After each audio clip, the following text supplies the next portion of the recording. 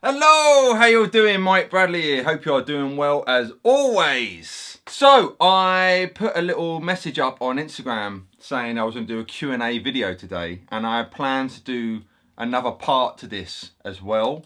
But I was overwhelmed, or I am overwhelmed by the amount of questions I've received in like a couple of hours, which is amazing. But also I might not be able to get to everyone's, but I thought it seems a lot of people want a Q&A, so I'm going to do a Q&A, and the questions the guys on Instagram have asked me are really, really good questions. Some silly ones, you know, but good, funny, silly ones, you know, standard. I like them. I may hit them.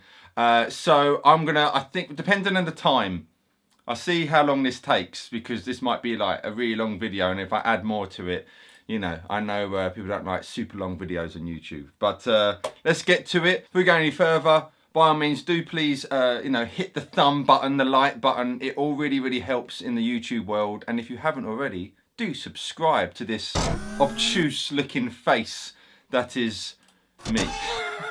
Anyway, first question. And this is coming from the lovely Tim Harrison, who has asked a really cool question. Favourite/least favourite gig since you've gone professional? That's a really good question. So I've been professional for God, over a decade now. So I've done some really cool things, and also done some not many cool things, you know. The things we got to do to earn a living. So what comes to mind? Many come to mind. As it's a gig, it's a live performance, because I've done some cool stuff. I've done computer games and things like that. Let's go. Okay, so my favourite, I think what comes to mind straight away as my favourite kind of cool live gig or performance, you know, as a professional, was when I played on TFI Friday, which is a big, or was a really big show in the 90s on Channel 4, hosted by a guy called Chris Evans here in the UK. But it was a wicked show. I remember watching it a lot when I was at school. And it was a couple of years ago, they had the 20th anniversary. And I remember being really excited knowing that it was coming on, you know, because I used to watch it when I was a kid. I was like, oh, great, you know. And I was doing an acoustic gig the night before, and I got a message from one of the agents I'm with asking if I was free to play on TFI Friday tomorrow with Ricky Wilson from the Kaiser Chiefs. And that was it. And I was like, I can make myself free. I was looking forward to seeing that, yeah. So that was about 9:30 on the Thursday night. And got home. And then 10 o'clock in the morning the next day, I got the call saying you need to be in London for 2 o'clock. And I didn't know what I was playing, didn't know anything. I knew it was acoustic. That was it. So took my acoustic, met Ricky and his management and whatnot. And I remember before I got there, one of the guys working on the show said, you've got the golden ticket tonight. Like, everyone's going to be here. And it really was. Like, I remember kind of rehearsals and then it was up in the green room, and I had to go to the toilet, open the door, bumped into this guy. It's like, oh, you know, I looked up and it was Liam Gallagher. I was like, oh, after you, mate, you know. And then coming back and sitting down and just looking, as like, oh, there's Ewan McGregor, and oh, look who's in front of me right now. It's sitting opposite me, Roger Daltrey, and you know, Rita Ora, all these people there. And before me and Ricky played, there was 2 stages, the A stage and B stage, and on the B stage was Roger Daltrey and Liam Gallagher doing My Generation, and then me and Ricky are rating on the other stage to do our bit, you know. And so I'm just sitting there watching that, and I was like, this is so cool. But then I remember, like, because it was live TV as well, it was live. And I remember we did a few rehearsals, and you got a guy in front going 3, 2, well, not like that, but 3, 2. And as I'm about to play, I knew they were coming to an end. I was like, where's the guy? Where's the guy? Knowing there's like, God knows how many millions of people watching, you know. It's like, where's the guy gone? Where's my 3, 2, 1 guy? And then literally on the split second near the end, he just appeared, like 3, 2, and I went into it. So that was really cool. That was a. I've done some other cool, but yeah, that comes to mind as a really, really cool gig. You know, live TV, live playing, and then, you know, being with his management, and there was an after party, and his managers go, "Oh, Mike, do you want to come to the party?" I was like, "Yeah, all right, you know, free booze, free food, why not?" So yeah, I would say that's up there. Definitely my favourite. Least favourite. What comes to mind? I remember I got asked to do. This was a couple of years ago. Yeah, it must have been a couple of years ago, because 2020 was dead, wasn't it? So yeah, it must have been 2019. And a good friend of mine, he asked me if I could dep for him for a gig. And it was just a wedding gig. And I was like, yeah, go on then. Go on, why not? You know, it was a couple £100. I was like, you know, money's money. And it was in the middle of nowhere. I'd never played with the guys before. And met them all and whatnot. I remember the drummer was quite obnoxious, but you know, I try and be polite and everything like that, but he was quite an arrogant guy. And I remember he had his cymbals really high. It was like, I'm left-handed, sorry, so it'd be like that, wouldn't it?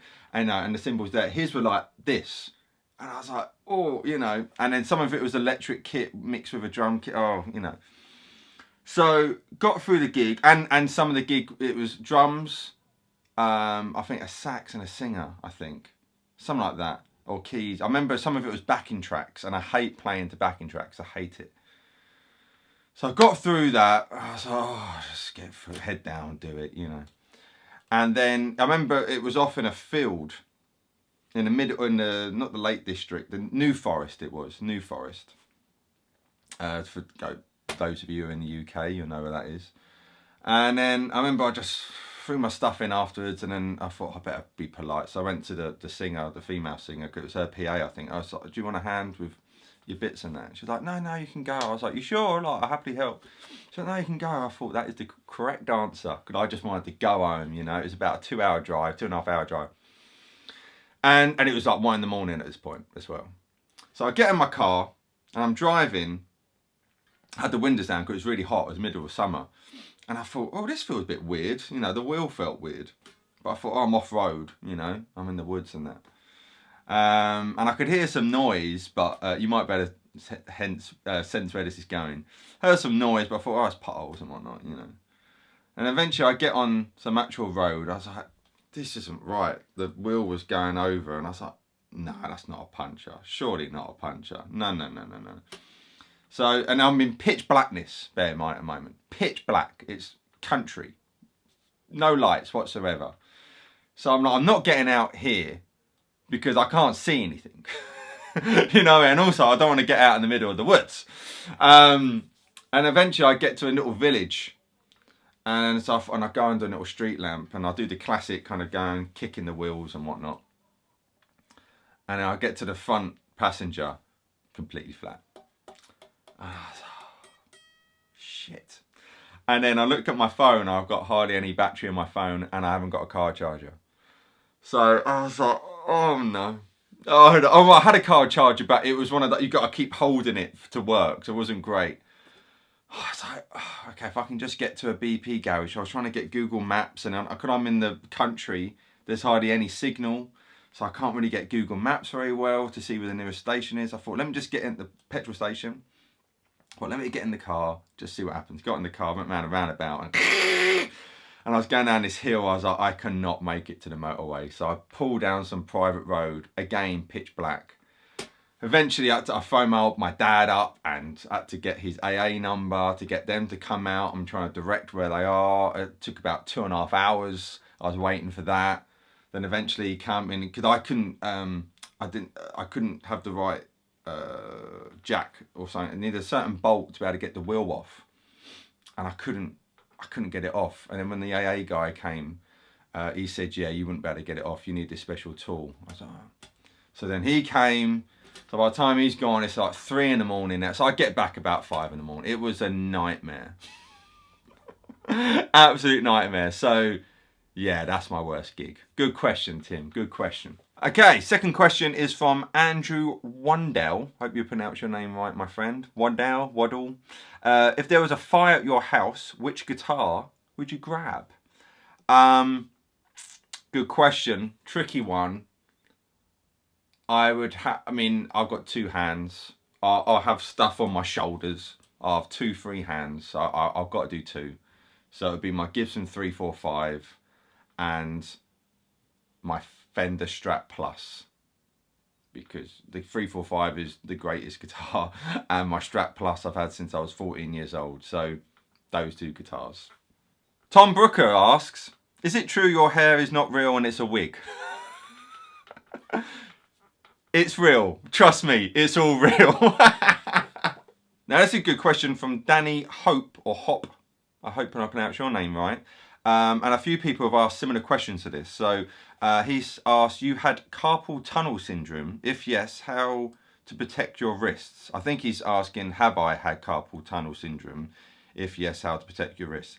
I haven't had carpal tunnel, but I have had some tendons problems, not for many years, but when I was about 17, 18, I had some quite bad ones, like picking up a toothbrush hurt. And that was from just playing and not warming up, I think. So I can't really advise on carpal tunnel, but if you get any kind of pain, especially in your tendons, bananas are really good. And I think zinc as well. But I remember getting ibuprofen gel and rubbing that a lot in. But you do want to take care of your forearms and your hands. Really, really important. So do, warm up, especially if you're doing something technical. Make sure you warm up before you play. Just get used to your hands. If it's winter time and you're trying to play, and it's not going to happen. So definitely you want to take care of your hands and your wrists and arms and whatnot. So if you do get any pains, if you're practicing, stop. I know the whole no pain no gain, but no pain no tendons. Basically, so you can really, really hurt yourself. A really good friend of mine, I remember when we were at college, he snapped his tendons in his left arm, and I remember it was right at the end of when exams and stuff, and he couldn't do them, and he couldn't play for about 6 to 8 weeks.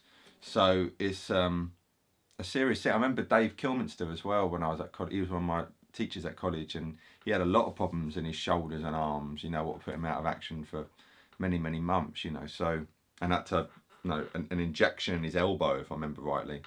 So yeah, definitely take care of yourself. You can really hurt yourself, playing guitar. I'm being serious there. You can, if you go in cold trying to do something technical, you can cause some problems. So look after yourself, boys and girls. Cool question. Another cool question from Joe Crawley. He's asked, if you had to show an alien one guitar player, who would you choose and why? Really good question. A few people came to mind. I thought Guthrie Govan, and I thought Tommy Emmanuel, but I think for me, I would show someone Steve Ray Vaughan, because not only, the amazing prowess he had on the guitar, but he was the first guy I saw play guitar where you could see and hear and feel every note he played, if it was being aggressive or slow and emotional. And that's what I think we should all yearn for as guitar players. So I would have to say the legend SRV, Stevie Ray Vaughan. And plus he's got good tunes. You know, you can be an amazing guitar player, but if someone can't hum your songs, you know. So, yeah, Stevie Ray. Woot Cops. Hello, mate. He's asked, how has the pandemic affected your work as a musician? Hope you are well. Thank you, my friend. Hope you are well too. Really good question. And I think an important question in these times, you know. So much so I want to put my guitar down on the floor and put my tuner on. So how has the pandemic affected my work? So I've got quite a few musician friends, and a lot of them rely on gigs or session studio work, you know. And I remember years and years ago when I was about 17, I didn't want to be a session player. I wanted to be a rock star, you know. So I've been self-employed since I was 20. And my only source of income when I became self-employed was teaching guitar. And then all the live stuff I did was with my original band. I didn't seek out session work or corporate gigs or anything like that. And then I remember when it would get to the summer holiday, I mean, luckily when I was 17, 18, 19, I was still at home. I was living with my mum still. So that was made life a lot easier. But when it would get to the summer holidays, my teaching would just drop, because I wouldn't be teaching at any schools because it's summer holidays. And then private lessons, people would go on holiday or doing stuff, you know what I mean? Like, you know, especially if if I'm teaching kids or teenagers at school, you know, they want to go and hang out with their mates and that. So obviously I did some, the dedicated ones, but so I remember thinking, like, I can't keep doing this, like July and August, just not earning any money, you know, especially as I get older. So, and then I started getting into sessions and corporate gigs and anything basically, you know. I would try and take as much work as I possibly can. So, and then the online thing as well. So I've always wanted to have multiple streams of income. And being a musician is hard, I think, to think of yourself as an entrepreneur, I guess, you know. So I've always had 4 or 5 different streams of incomes coming in. So when COVID hit and the pandemic hit last year, my live work and session work went, especially the live work. You know, I usually do 50 to 60 gigs a year gone. Now that's a massive portion of my income went and has not come back. I did a few gigs last year, did it when things opened up a little bit in the summer, but my last gig was in September. Oh no, I did one in September, then I did a Christmas award show thing at a TV studio in November, end of November. I did, so that was my last gig. Not really a gig, but you know, it was still performance, playing with other people. So what I'm getting at, you know, so live work cease, session. Did a few online sessions here, but that's pretty much ceased. So lucky my teaching, I managed to move to online, and obviously my online work and working with companies and YouTube and things like that. So in that way, I've still been able to get money come in. And then the furlough from the government, that helped as well. But yeah, it took a hit, but I'm kind of one of those people where when I get knocked down, I'm like, okay, this is a situation, let's work at it. And in a way, I work harder when I've been knocked down than when I'm just kind of coasting. So it certainly hit me, and I'm really missing the social aspects big time. But fortunately, I've been able to find ways so that I can still earn a living and pay my mortgage. Right, but it's been tough. It's been a tough year, definitely, for all of us. But you just got to do what you can, you know. So yeah, I've done the best I can. Certainly. But fingers crossed, in the kind of second part of this year, things will ease up, you know, and get a lot easier for us all. Now, follow up to that, really cool question here from Ben Whisker Music. He's asked, how do you approach teaching over Zoom compared with real life lessons? So the positives are that it's great that I'm able to reach so many people. You know, I've been on, and I teach on Skype. If you're interested, drop me a message in the contact details below, or DM me on Instagram, or email me. But you know, I've taught people many in America, Australia, Hong Kong, Thailand, you know what I mean? Or India, taught some people in India, oh man, or Canada, obviously the UK, all over the place, which is incredible that I'm able to teach these people. The one big negative I would say from teaching online is that you can't jam. That's the one negative I would say. When I teach in person, I like to jam with the person or give them a beat, because I'm all about timekeeping. So unfortunately we can't do that. And that's why I don't teach complete beginners online. You know, when this first happened, I did a couple, and it's near enough impossible trying to get someone to tune their guitar. And you're like, no, a bit more, no, too much. It was very, very tricky. So yeah, that's the one downside, but the positives are great. You know, I definitely prefer in person. I always will prefer in person.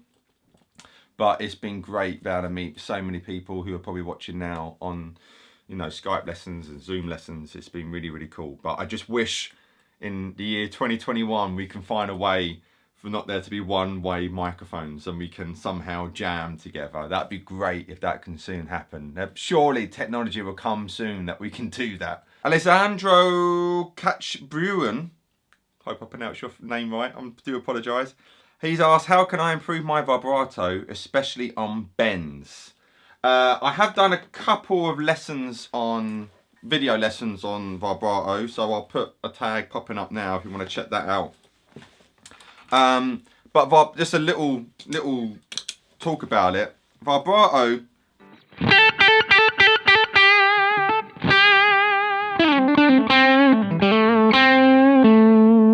and then bend, you say.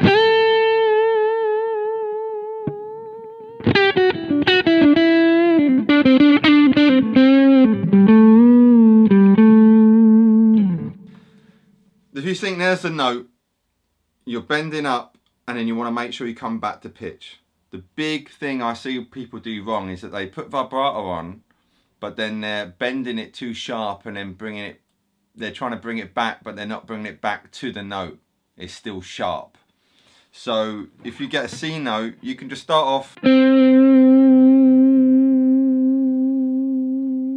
Let's get easy. No, I kind of do that. But then if I want to sting it, oh, I might do something like that.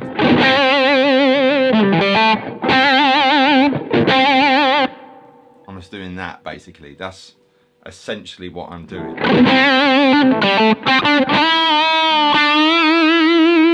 And there, it's like mini bends really. Now that is an example of poor vibrato, because I'm out of tune. So that's where the tuning is. Now I said about the timing is really important earlier. Tuning is really important.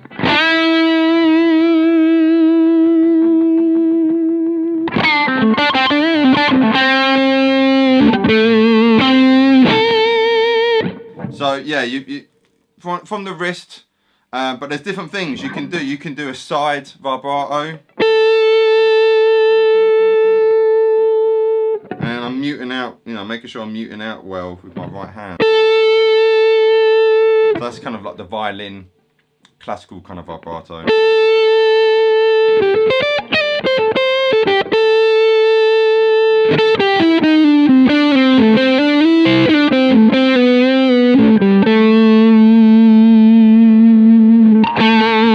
So I kind of, you might be able to see a slight dent on my finger, I'm kind of there.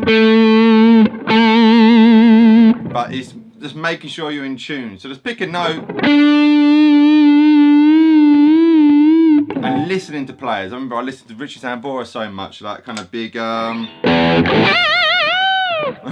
that thing, you know, that wide vibrato.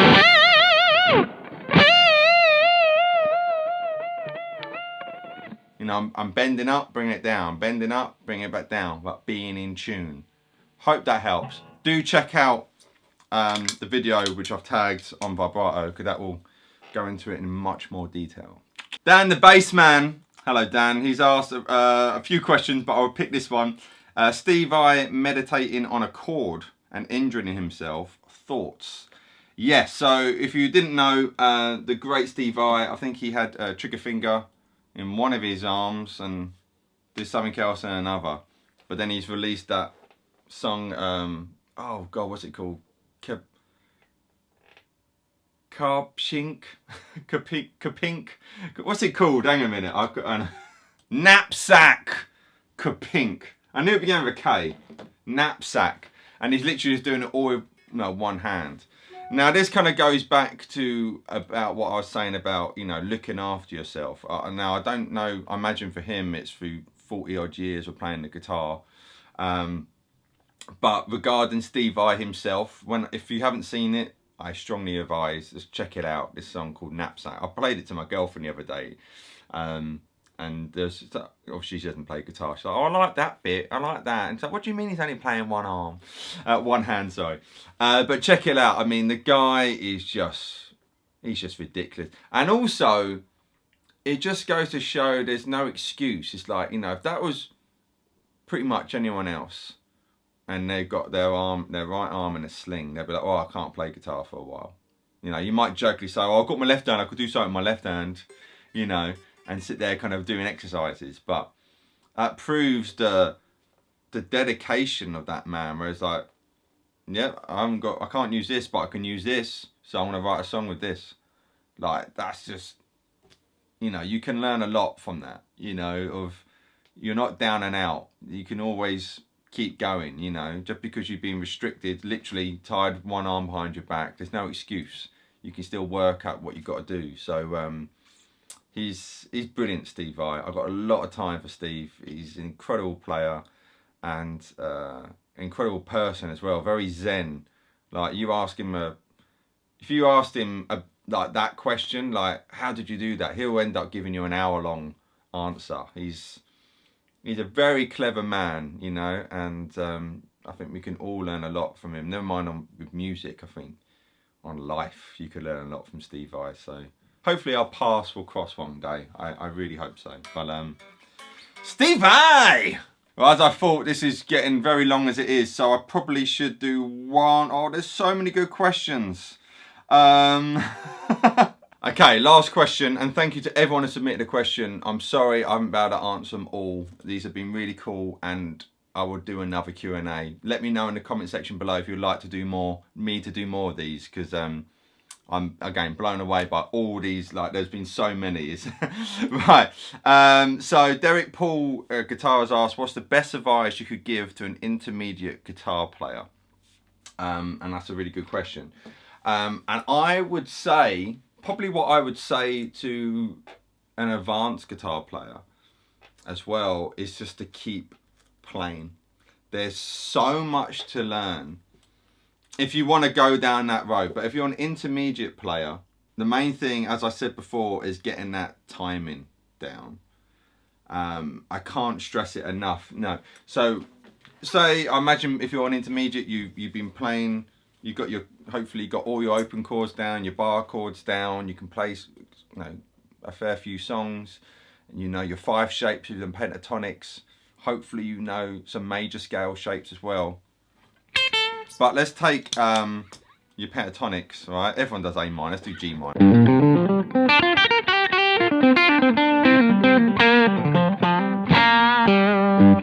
So you got now what you don't want to do is this. You know, you don't want that. So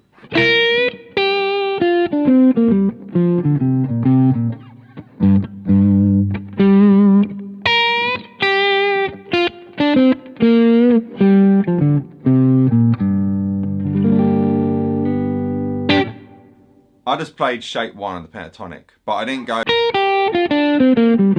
I had a rhythm. I'm tapping my foot. So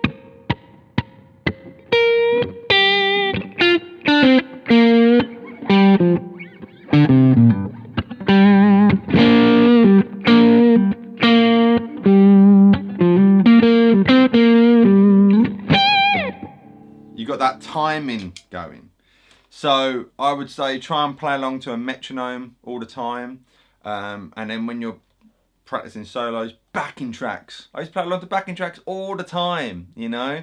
And even, it's not because you have all the notes in the scales, doesn't mean you got to use them all. Just like when we're talking, you know, like now I'm talking about pentatonic scales. If I start saying chicken nuggets, I'm talking about chicken nuggets randomly, it makes no sense because that's got nothing to do with what we're talking about. So I know about chicken nuggets and I can talk about chicken nuggets, but I don't need to use it. So the same thing here. Just because you have all these notes doesn't mean you've got to use them all. Use what needs to be used. Say what needs to be said. That's my advice there. I think when people learn a pentatonic scale, they feel they've got to play every single note in it. It's like, well, no, I mean...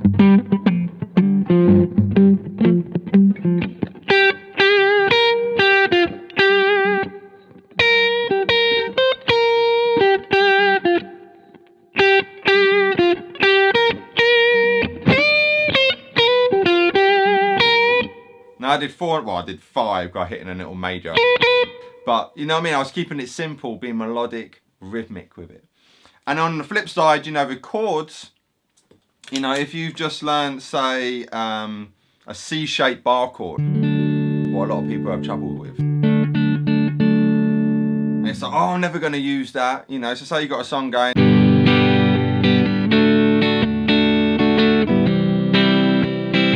Something like that, you know, start putting...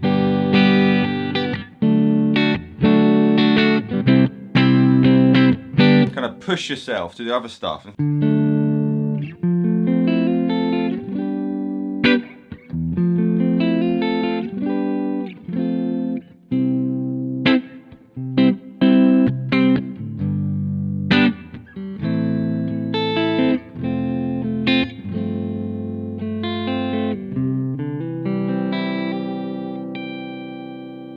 Slightly out of tune, I do apologise. So hopefully that makes sense there, you know, the timing, and then just playing as much as you can. When I hear people say, oh, I did like 15 minutes last night, you can do more than 15 minutes. On Sunday, I was like, I'm going to practice some slap. I've been getting into like kind of, slap guitar and stuff. I thought, oh, I'll do a bit like half hour, an hour or something. 2 hours flew by. I was like, how have I been doing for 2 hours? So, you know, trying to play at least an hour a day, if not a bit more than that. I used to do 2 hours a day minimum. And sometimes I would do 7-8 hours, you know. So, yeah, you get what you put into it. So, hopefully that kind of helps. But I hope you enjoyed this, guys. Like I said, I was going to add a bit more into this, but this would be a very, very long video if I did. So I will... what I was going to show you, I'll show you soon.